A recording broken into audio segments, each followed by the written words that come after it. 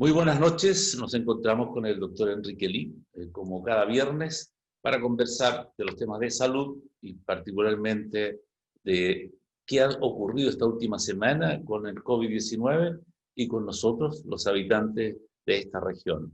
Aparte de eso, él tiene otros comentarios que me imagino que van a ser también de mucho interés para ustedes que están esperando cumpla con los anuncios de decir ciertas cosas que parece ser, se han complicado. Ya vamos a escuchar. Doctor, ya escuchó mi introducción. Hablemos del COVID-19 primero, por favor, de la semana. Entiendo que no nos ha ido bien por los reportes diarios, pero ¿qué se puede sacar como conclusión de esta jornada? La semana pasada anunciamos en el noticiero, Enrique, y aprovecho junto con esta introducción saludarlo a usted y a todos los televidentes de Morrovisión, que Gracias. ya la semana pasada habían recibido nuestra información bastante optimista porque nosotros habíamos descendido del segundo peor lugar del todo Chile al cuarto peor lugar. No es un buen podio, pero por lo menos estábamos bajando en esta escala de quiénes eran los peores en Chile en el manejo de la pandemia. Lamentablemente volvimos a subir al tercer lugar, hoy día estamos en el tercer lugar de los peores. No obstante aquello, yo llamaría a la calma a la población porque la tendencia de los casos activos se mantiene hacia la baja. En concreto tenemos 127 casos activos por 100.000 habitantes. Eso ya nos avisó un buen horizonte. Tendremos que ver en los próximos días si el plebiscito va a traer alguna consecuencia negativa en torno al número de casos, pero al menos estamos con una cifra bastante decente, diría yo. Ahora, en ningún caso cercana a lo que podría ser el fin de la cuarentena. Ya lo hemos repetido varias veces para que las personas no se hagan falsas ilusiones. El número clave aquí es descender, traspasar la barrera de los 100 casos activos por 100.000 habitantes para recién empezar a discutir sobre salir de la cuarentena. Una vez que traspasemos esa barrera, se deberán reunir los organismos que corresponden para ver las tasas de ocupación UCI, para ver también cada región es distinta una de otra, y eso determina el fin o no del paso 1 para pasar a la fase 2, ¿no? Nosotros tenemos sí una cifra que hemos considerado como la ideal, desde nuestra humilde opinión. Creo que 70 casos activos por 100.000 habitantes es una cifra bastante acorde, idónea para dejar la cuarentena. Y esto se refiere a la capacidad hospitalaria, la capacidad de atención médica en los casos más graves. Básicamente sabemos que el recurso escaso aquí es el servicio UTI, el servicio de ventilación mecánica, de soporte ventilatorio, y entonces con 70 casos activos por 100.000 habitantes, sabiendo que no ha variado esto, que la cifra de los pacientes que se complican con neumonía es alrededor de un 5% y que requiere finalmente UTI, entonces a raíz de esa información, esos indicadores, podemos decir que 70 casos activos por 100.000 habitantes es el número ideal para dejar la cuarentena, al menos en Arica. Nos falta bastante para bajar todavía, ¿no? Sí, Enrique, falta harto, pero ojo, hace algunos meses atrás teníamos 400 casos No, activos. no, sí. Entonces hemos bajado bastante, se nota el esfuerzo de la ciudadanía, además está mucho más instruida, está mucho más alerta, ha internalizado las medidas de autocuidado que finalmente son las que dan mejor resultado, el DML, la distancia, mantener la distancia posible, cada vez que sea posible, mayor a 2 metros. El virus no salta, no vuela, no se mantiene en el aire muchos segundos. Entonces, es la medida evidentemente más eficiente. Luego, si no la podemos cumplir, el uso de mascarillas de distinto tipo también resulta eficiente, y las medidas de higiene básicas como el lavado de cara y manos siguen siendo muy valederas. Así es que, mire, si usted me pregunta a mí, con un sentido optimista, yo creo que en las próximas 2 a 3 semanas estamos pasando ya a una fase 2 en Arica. Ojalá, ojalá que lo escuche la gente que vive en la región, las personas, porque de ellos dependemos en realidad para llegar a esos niveles más aceptables para efectos de eliminar esta cuarentena de nuestra región, o por lo menos de la provincia de Arica, ¿no? Eh, bueno, dicho todo eso, doctor Lee, eh, quiero preguntarle lo que un poco comenté al inicio de la presentación.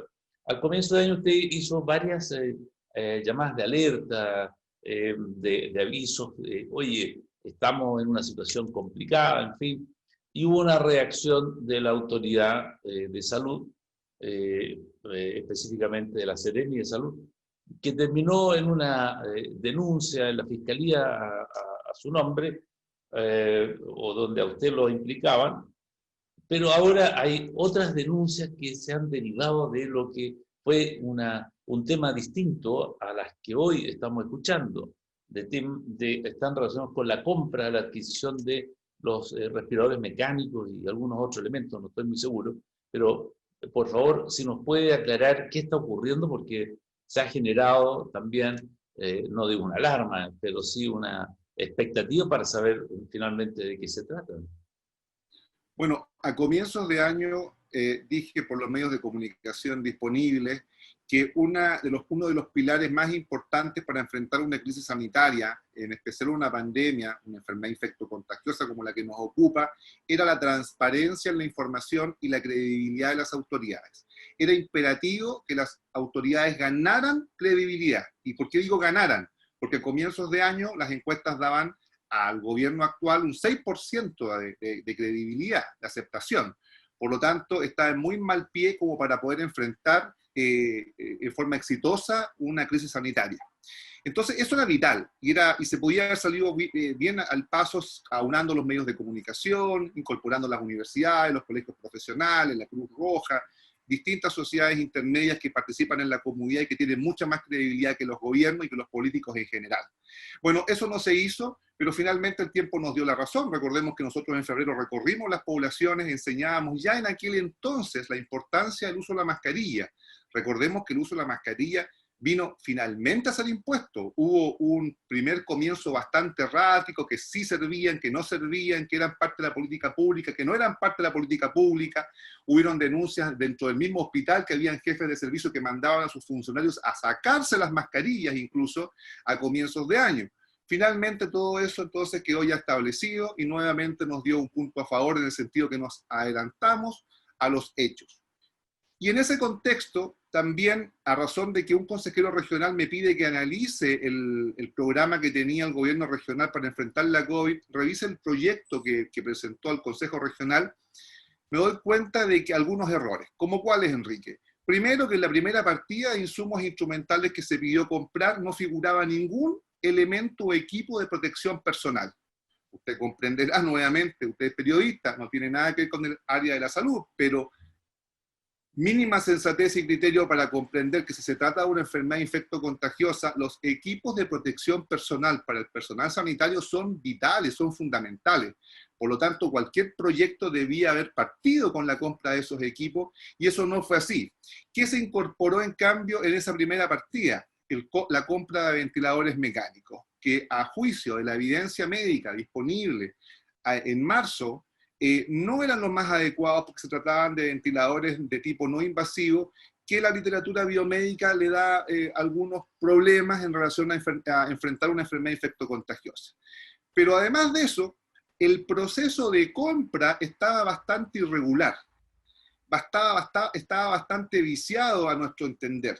Y fíjese que a raíz de esta alerta, el consejero regional que me pide que lo asesore, llama nuevamente a un consejo extraordinario, se le invita a la directora de salud, la directora de salud echa abajo toda mi alerta, dice que en el fondo yo estoy muy equivocado, que no es así como yo lo digo, y le da al consejo una serie de elementos técnicos que afortunadamente quedaron grabados, por lo tanto forman parte de la evidencia que hoy día puede disponer la Policía de Investigaciones, y ella en el fondo, con lenguaje técnico, le da a entender al Consejo Regional que está en lo cierto. ¿Cuál es el detalle, Enrique? El detalle es que el Consejo Regional, no hay ningún médico en el Consejo Regional. Incluso si hubiera habido algún médico, no es fácil para cualquier tipo de médico, depende obviamente de la especialidad, comprender el tema de los ventiladores mecánicos y menos en relación al uso específico frente a esta enfermedad. Por lo tanto, yo creo que se aprovechó la directora de su supremacía de conocimientos en esta área específica habló con lenguaje muy técnico. Los consejeros regionales, a mí no me cabe ninguna duda que ninguno comprendió lo que le explicaba la directora a ellos, y claro, no les quedó más que confiar lo que la autoridad les estaba diciendo y terminaron por hacerle caso. Ahora, ¿qué es aquí lo negativo y bastante irregular? Que el Consejo Regional lo que aprobó no fue lo que finalmente se compró. Finalmente lo que se compró fueron los ventiladores que nosotros estábamos alertando que se compraran. O sea, hubo un cambio, pero usted debe saber que en el sistema público no es llegar y cambiar así los ítems que las instituciones han aprobado para comprar. No, claro. No es que a usted le digan, por favor, Enrique, anda a comprarme un televisor y después te llega con una radio. Eso no puede ser en el sistema público porque obviamente todos comprenderán que los recursos públicos es algo muy delicado. Ahí está además el esfuerzo de todos, las contribuciones de todos, los impuestos de todos. Y evidentemente que tienen que ser muy bien utilizados. Y en este caso no fue así. Entonces, esta denuncia que la propia Seremi de Salud, con el apoyo del intendente, de la directora de salud, de los senadores oficialistas, de todo el cuerpo político regional, en mi contra, a comienzos de año, fíjese por qué razón fue la denuncia: por causar desórdenes y por poner en riesgo la salud pública de la región. O sea, una denuncia bastante absurda, porque finalmente, fuerte, además. Y fuerte además, pero que al cabo de una pequeña investigación, la policía de investigación se dio cuenta que no hubo desorden alguno. Yo nunca he llamado a generar violencia, no solamente en este caso, en todo mi actuar público jamás he llamado a la violencia. No se produjo ningún desorden, al contrario, mucha gente agradeció que yo les explicara de qué se trataba este asunto.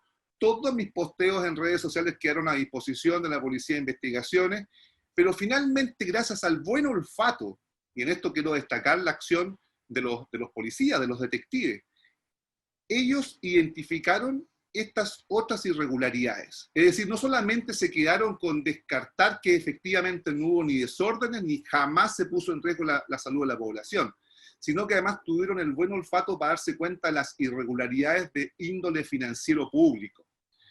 Y entonces empezaron a escarbar, citaron a los consejeros regionales, citaron a profesionales, expertos en el área de las finanzas públicas, y hoy día la información que le hemos entregado a la Policía de Investigaciones, que además es la información que le va a llegar a la fiscal, lo que están dando a conocer es un proceso de compra viciado. Y tendrá entonces que la Fiscalía determinar si esto constituye delito o no. En buen chileno, alguien podría decir, mire, ¿sabe acá lo que está pasando? Es que el gobierno regional fue por lana y salió trasquilado. Se dispararon a los pies, porque lo que ellos quisieron hacer fue callarme a fines de marzo y a comienzos de abril con esta denuncia. ¿Y por qué digo esto responsablemente? Porque a partir de que ellos hacen la denuncia, todas las preguntas que los periodistas, no solamente de Arica, los periodistas también a nivel nacional, le hacían a las autoridades regionales para que les explicara qué es lo que estaba pasando con los ventiladores, la autoridad regional decía, esto está en manos de Fiscalía. Por lo tanto, se excusaban de responder nada. Jamás aclararon absolutamente nada. ¿Por qué? Porque estaba en Fiscalía. Entonces, esta fue la salida que ellos encontraron para quedar en silencio y no aclarar a la opinión pública lo que había sucedido. Pero hoy día, ya que esto está en una investigación y ya que los detectives tuvieron tan buen olfato, ahora cabe a la fiscal determinar si toda la información que ella tiene ahora a su disposición amerita una acusación o una imputación por delitos económicos o fraude al fisco en relación a la compra de los ventiladores a inicios del mes de abril. ¿En qué puede terminar esto, doctor, para redondear el tema? O sea, ¿hasta dónde podemos llegar? ¿Qué objeto tiene finalmente si la Fiscalía hace o sanciona supuestamente por alguna falta, en fin, o delito? Y quedamos con equipos que fueron mal adquiridos, pero están en la UCI, no están todos de paso, digámoslo, ¿no? Porque no han llegado el número completo 29, pero en fin, lo que hay o lo que podría llegar y falta por recibir. ¿Qué pasa con la UCI? Porque el problema finalmente, aparte de las sanciones que podrían haber, si esto deriva hacia allá, lo que nos importa es que el hospital esté en condiciones de funcionar dado que la pandemia por ahora no tiene término y necesitamos que eso funcione bien. ¿Qué pasa ahí? Bueno, en realidad lo que importa finalmente, Enrique, es que los recursos públicos que nos pertenecen a todos sean bien usados. Bueno, Eso es eso lo claro. importante. Y nosotros no podemos hacer vista gorda y decir, mire, ¿sabe qué? No importa que se malgasten $1.000.000 con tal de que el hospital esté bien equipado, porque eso no es así. Los recursos siempre son escasos, y su buena utilización redunda en el bienestar de todos nosotros. Como usted bien dice, los ventiladores finalmente no llegaron, porque ellos tenían fecha de entrega en mayo de este año, estamos ya a inicios de noviembre, y no han llegado los ventiladores, apartamos por esa base. Enseguida, yo creo que, yo veo esto con optimismo. ¿En qué sentido? Uno de los grandes problemas que tiene Arica es el uso de recursos regionales. Y si nosotros escudriñamos muy bien en esta licitación, en esta adquisición de productos, nos vamos a dar cuenta por qué Arica tiene este problema. Acá, por ejemplo, en el caso de los ventiladores, un servicio público, el Servicio de Salud Arica, básicamente burló a una institución, que es el Consejo Regional. ¿Y por qué la burló? Porque el Consejo Regional tiene como atribución, como función principal, la de fiscalizar. Pero todos entendemos que acá no estamos en el desierto, ni en el medio oeste, ni en el lejano oeste, para que haya un sheriff, ¿no es cierto?, a punta de pistola controlando la situación. Acá todas las instituciones tienen que trabajar bajo el principio de la buena fe. Y yo entiendo los consejeros regionales que hayan creído en la principal autoridad de salud de la región, porque en realidad era impensado que una máxima autoridad estuviera mintiéndoles así abiertamente. Yo creo que ella tampoco sabía que estaba siendo grabada, pero su diálogo, su exposición, fue francamente un insulto a la capacidad intelectual de los consejeros regionales, porque claramente no tenían ellos cómo entender, Enrique. Si usted escucha la exposición, es muy técnica. Entonces, queda al descubierto por qué se producen estas compras que finalmente terminan en fraude, o en compras que no sirven para nada, o en compras que no llegan, o llegan productos que finalmente son abandonados y nos dan el uso para el cual fueron adquiridos. Entonces yo soy optimista en ese sentido. Yo creo que a partir de este caso vamos a sacar muchas lecciones. Primero, lecciones de humildad, porque quienes escuchan a las autoridades regionales en el mes de abril se darán cuenta la prepotencia con la que ellas me acusan, ¿no? Y prácticamente me exponen ante la opinión pública, prácticamente diciendo el doctor Lee está poniendo en riesgo la salud de la población porque está causando pánico y está diciendo mentiras. El que escucha esas acusaciones en abril llega a esa conclusión. Afortunadamente, dado que tengo cierta credibilidad en la región, mucha gente no creyó eso. Y finalmente, también gracias a Dios, el tiempo me dio la razón. Pero la prepotencia de las autoridades no nos hace bien. Ellos debieron haber sido mucho más humildes y, por último, haberme citado para que les explicara por qué yo estaba llegando a esa conclusión. Eso nunca ocurrió. Entonces, hoy día que estamos llegando finalmente a la verdad, a mí no solamente me gustaría que hubieran sanciones, porque la verdad es que la sanción en el fondo no es más bien un castigo porque alguien hizo un mal actuar. Yo quisiera que de esto se sacaran buenas lecciones para el futuro, porque en el futuro nos depara grandes proyectos para Arica, pero si seguimos utilizando mal nuestros escasos recursos regionales, francamente Arica seguirá esperando su desarrollo y su crecimiento, y finalmente los perjudicados seremos todos los ariqueños. Bien, doctor, me parece que ha quedado claramente expuesta su visión sobre este asunto, la información que usted maneja. Hay varias novedades en lo que está diciendo, por lo tanto, me imagino que quienes están escuchándolo y viéndolo van a poder hacer un análisis también desde su perspectiva, de su mirada como ciudad, como región. Y me suma a lo último que dices, en el sentido de, oye, lo que importa es que hagamos bien las cosas. No estoy juzgando yo, estoy diciendo que normalmente debiéramos hacer bien las cosas, sobre todo cuando está en un cargo de administración pública, donde los asuntos están claramente reglamentados, ¿no? Entonces, no hacer bien las cosas, no solo, tal como dice usted, desfavorece a quien comete una infracción o un acto que no corresponde, sino que perjudica a toda la comunidad, porque yo centro todo esto y finalmente, con esto termino, doctor, tenemos un solo gran hospital. Y para bien o para mal, allá tenemos que ir todos en caso de emergencia o problemas graves de salud, y la pandemia es una que todavía no está controlada. Por tanto, el interés es que esto se resuelva y se haga bien. Y como dice, de aquí en adelante, por favor, a las autoridades en general pongan atención a todas las versiones, a todas las posibilidades de encontrar información que les pueda ser útil, ¿no? Y decidir, no en conciencia o no a gusto de las personas, sino de acuerdo a la información técnica, científica, digamos, de gente experta, que de eso tenemos en el Ministerio de Salud, ¿verdad? Como para tomar decisiones adecuadas a los tiempos y a los momentos que estamos viviendo.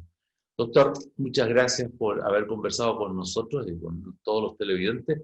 Lo espero el próximo viernes y espero que tengamos noticias satisfactorias para todos los habitantes de la región de Arica y Parinacota, porque de eso se trata, mejorar la calidad de las personas y vivir en paz, tranquilos y seguros de que si nos enfermamos, tenemos quien nos va a salvar, nos va a ayudar, porque está bien equipado el hospital y porque hay buenos médicos, buen personal de salud en general. Yo soy una persona que reconoce la calidad de los profesionales y del personal técnico o paramédico del hospital. Eso no hay ninguna duda. Por ahí no está el problema, creo yo. Bien, quedamos entonces, doctor, que el próximo viernes estamos conversando nuevamente. Que esté muy bien, un abrazo. Muchas gracias, buenas noches. Buenas noches. Bien, vamos ahora a unos comerciales y luego más noticias en Notivisión.